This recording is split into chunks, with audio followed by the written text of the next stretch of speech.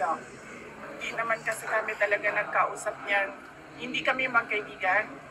Unang-una, nagkakilala lang kami dahil naging running mate kami. So, bago pa man kami naging running mates, hindi na kami nag-uusap. Nagkausap lang kami during campaign at dahil sa trabaho noon, wala may nakita. Pero ma'am, kailan po yung last na Ang kaibigan ko talaga si Senator Amy Mike Marcos. Kilala niya ako since 2012. Pero ma'am, kailan po yung last na pag-uusap po?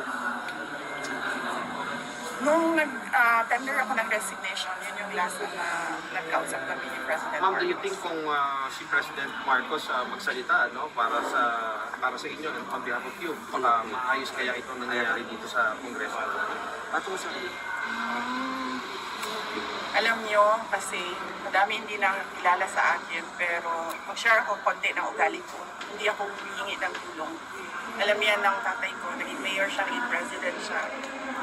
Hindi ako humihingi ng tulong talaga.